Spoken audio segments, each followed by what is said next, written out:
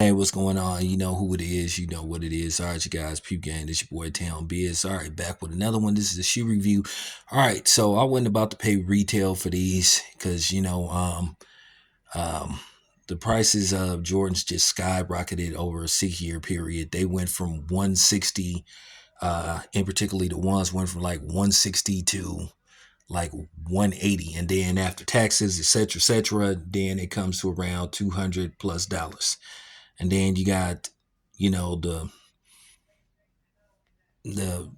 anything after Jordan 1 is like they didn't went from like 180 to like 220 now. Some are like 250 now because according to reports, the Space Jams are gonna be like 150.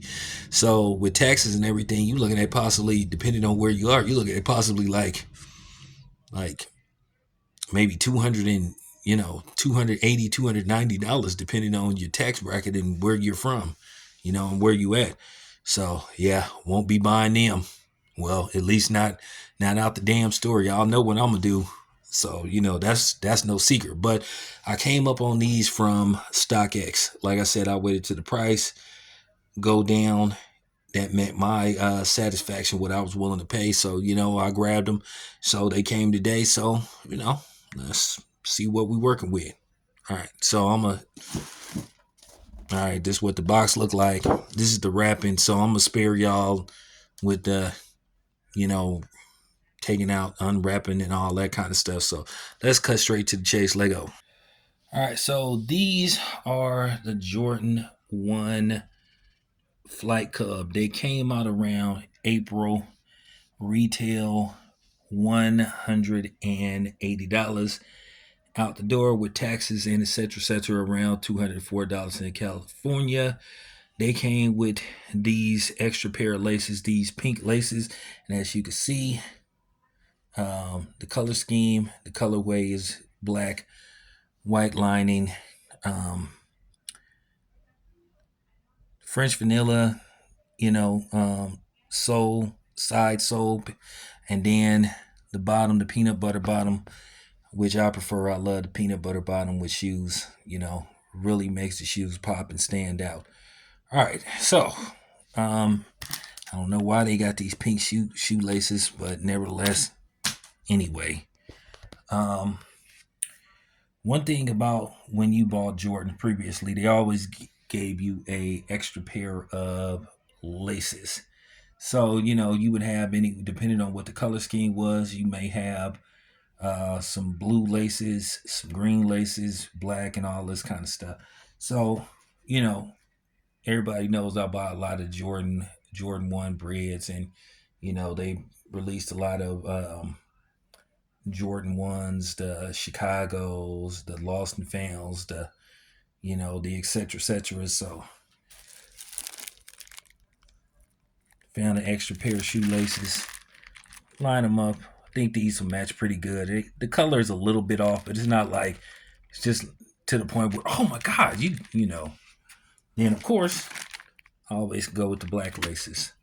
So and I'm not going to take a whole bunch of time,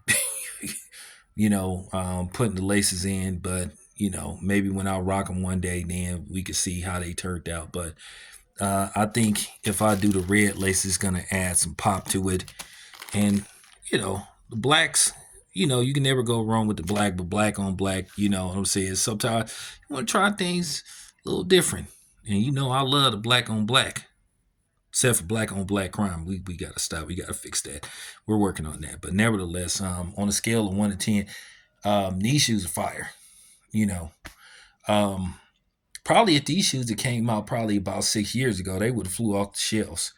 But Nike intentionally oversaturated the market with ones to where ones don't even remotely had the value that they once had, 6, 7, 8, 9 years ago, where you can pretty much get double for them. But then, you had these resellers that were bodying the raffles, the online raffles and everything. And Nike wanted to put a stop to it.